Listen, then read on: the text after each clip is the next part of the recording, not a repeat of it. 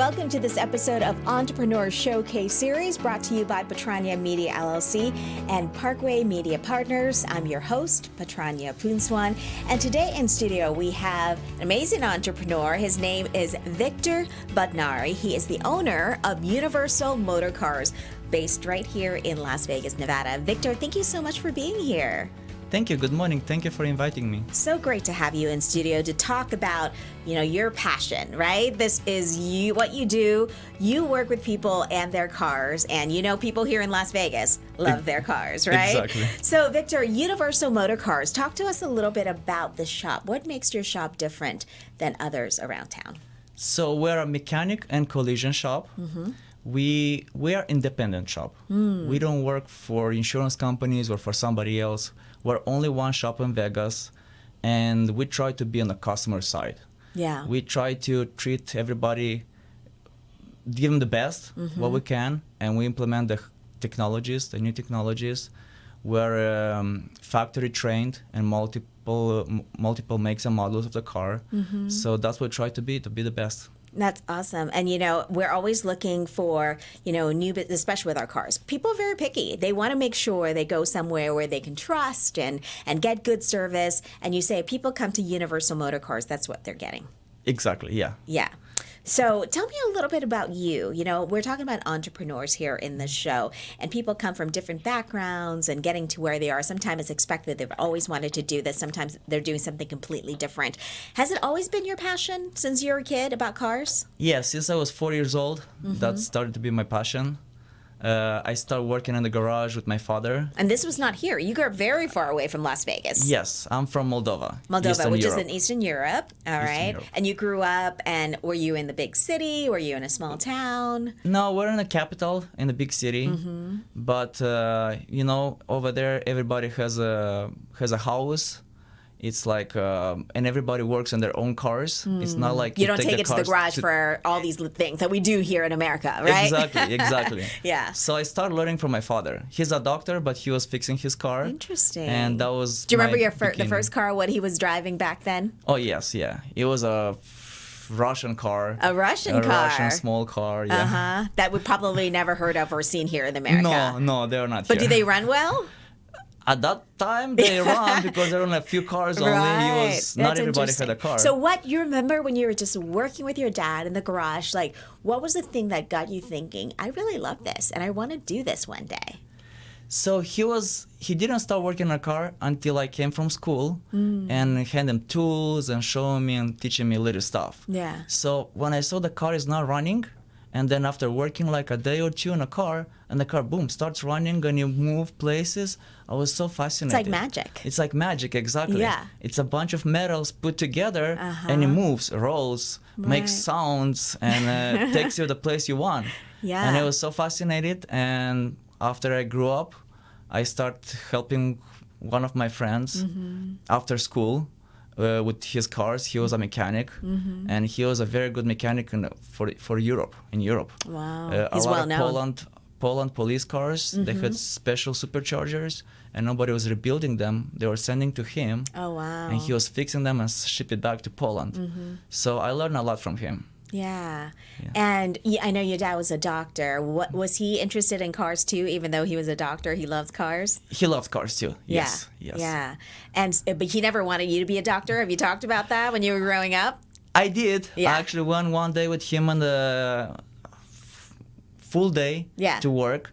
He was from 8 a.m. till 4 p.m. and he did 11 surgeries. Oh my goodness. So very sought after doctor. Exactly. So you don't get out of the surgery room for like entire 7-8 hours. Wow. And you got to see the under the hood of the doctor, right? Office. And you said, okay, maybe this was not for me. So at the end, in the beginning, because he worked with kids, he's a pediatric. In the beginning, I said, oh, that's nice. I may like it. By the end of the day, I said, no, that's not my... It's hard. It's not me. Yeah. I will not do it. Yeah. I feel so bad when I see blood and kids crying, and I say, no, I'm not going to... Yeah. I'm not going to do that. Yeah. But you see just how your dad, what he had to do, and he was successful in his job. And you're like, okay, I come to the garage. I feel like this is where I'm meant to be. Yes. Actually, I did the computer engineering school. Ah. But I did not feel like that's what I want to do. I didn't want to be in the front of the computer all day long, you know, and put computers together and engineer stuff.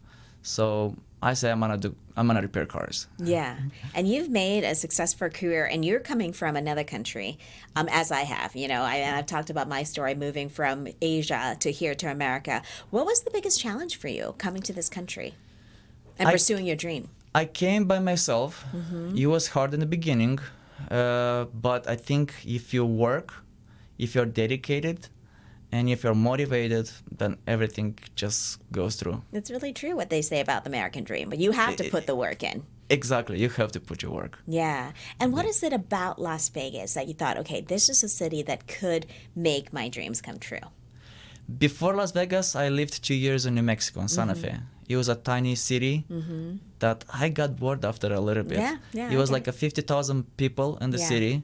And did you have a shop back then, or were you working? I worked in a shop. Okay. I worked in a shop. Got it. But after work, like all my friends, colleagues, everybody was calling me, oh, can you fix my car? Can you fix my car?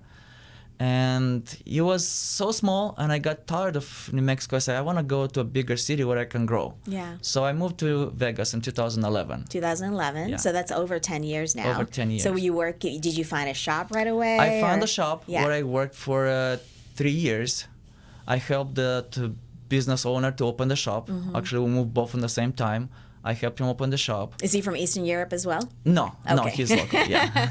And you started working with him, I started working with and him. you learned a lot there. I learned a lot. Yeah. Then he sold the shop, and I helped him open another shop.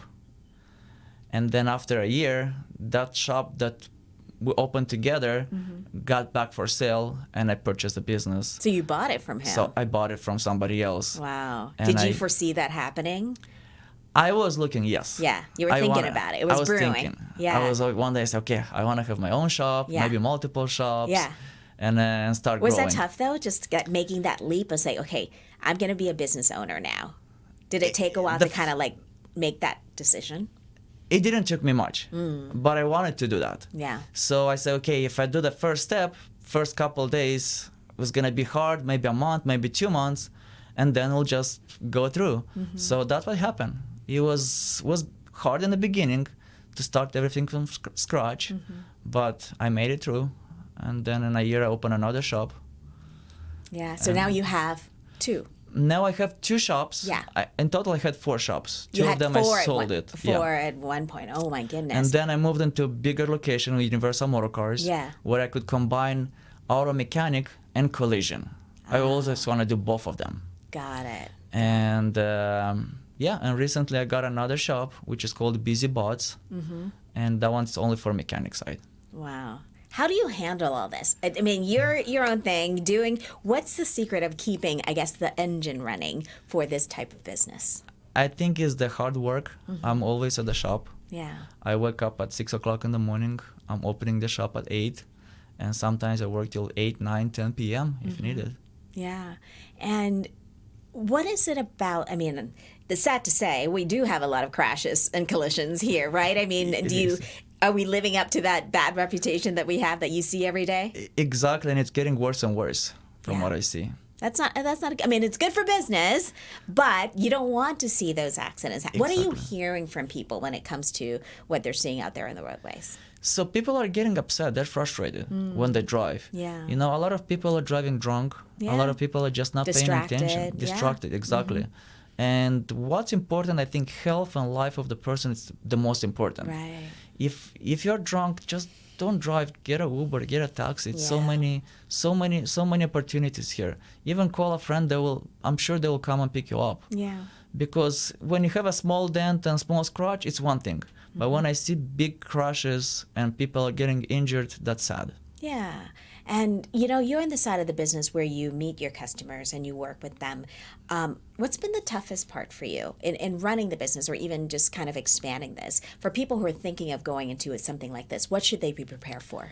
So right after the accident, they're frustrated. They don't know what's going on. They think, okay, they're coming to the shop, the car is crashed, it's going to be done in a couple of days.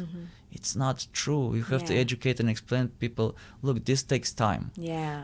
You Part of know, it is it's- the education. letting Probably is people the know. education, Yeah. correct. So we have to talk to the customer first to explain them the process, explain the situation that some of the parts are not available. They're in back order. And this Yeah. is the biggest challenge and biggest problem so far we face these days in the shop.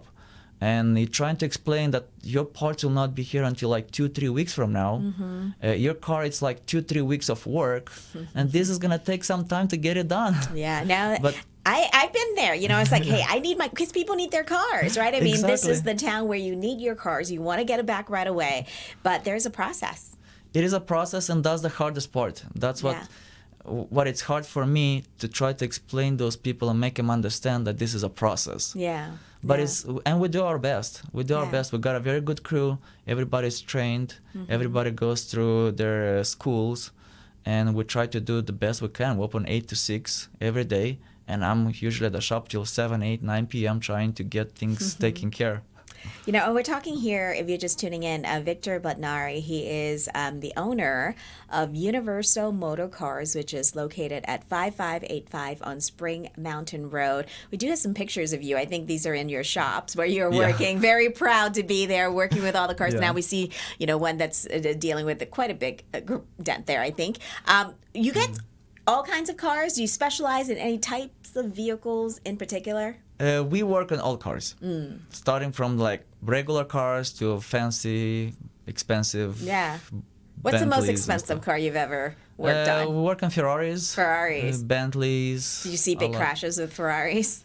Not really big. Okay, people tend to be more careful when they're in a Ferrari. Exactly. right. Gosh, but Yeah. still, I mean, getting one of those cars, working on them must be quite an experience. Exactly, and those people who own those cars, they Yeah. want to make sure the car is done perfect.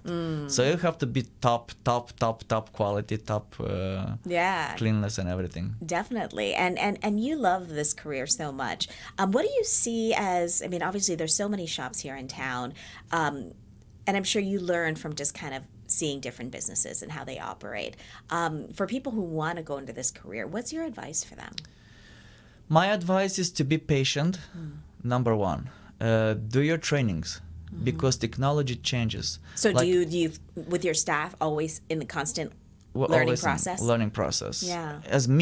As an estimator technician, every year I have to get classes, so I can be on top of the new cars. Yeah. You know, for example, we're getting a 2023 car, and they have new systems on it, so we have to know what to do, how to disable those systems, like especially for the hybrids and electrical cars is very important. You don't think about how especially with all these electric cars. Do you deal with a lot of electric cars? We do work in Tesla too. Yeah. We're certified for the non-structural part of Tesla.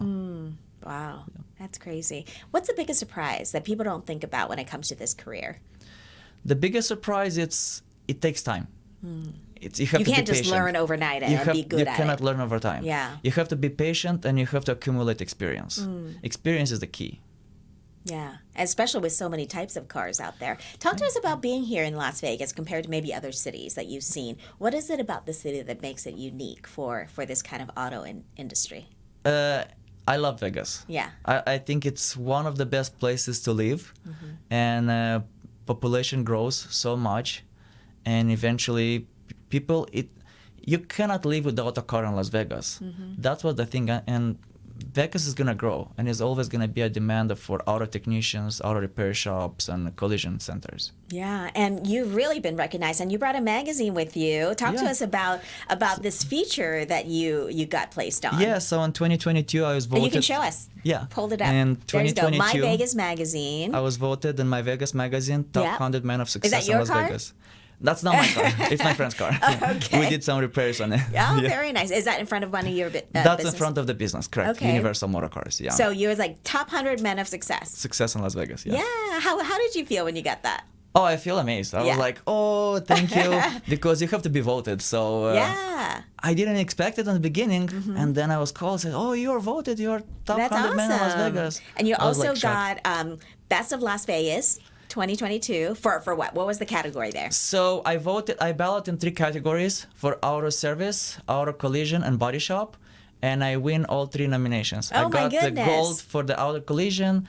I got silver for the body shop, and I got bronze for the auto service. Oh gosh. So tell me the secret. I know people not even just going into the auto business, but any other business and want to grow and expand like you have in Vegas. What's been kind of the trick? I mean, obviously, how do you get the word out most effectively to people? Is the quality. So if you do a car right, people talk and they refer. It's word of mouth. The most business is word of mouth. Yeah, and then we have a lot of referrals. A lot of I have 2 billboards in Vegas as well, and social media, and it's been good for us. Social media has really worked for you. Do you use a lot of pictures and get Instagram? Like, do you get it out there for people to see? Yes, we do have Instagram, Facebook, so every day we post new stuff, new advices, new tips for people. So. Yeah, that's wonderful. So what do you want to get? This is your platform. This is your chance to like really sell your business. Yeah. What do you want to tell them about Universal Motorcars? Universal Motorcars takes pride. We take pride of what we do. We want to make sure the customer is happy. When he walks in as a customer, I want him to leave as a friend. Yeah. And I want them to refer us to other people. Yeah, that's the secret to your success. That's the secret. Your your doctor father must be very proud. Yes. Yeah, your family. And do you go back to visit Eastern Europe very often or no? I do go, but not really often. Yeah, this is home now. Vegas is great. That's my home. Do you foresee yourself here for the rest of your life? Yes. Yeah. Yes. And your business is just growing like crazy. It's just growing. We want to move to a bigger place, but trying to find a good location. So that's the key for me. Yeah, and Spring Mountain is a great location, right? It's great. I mean, people are building lots of restaurants and. Oh, it's a busy street, Yeah, well, Victor Botnari, it's been such a pleasure learning from you and learning more about your business, and seeing you recognized here in Las Vegas is really great. Thank you. Best of luck. Thank you very much. Thank you for having me. Yeah, and thank you for joining us. And thank you, everybody, for watching and listening to this episode of Entrepreneur Showcase Series, and we'll see you again next time.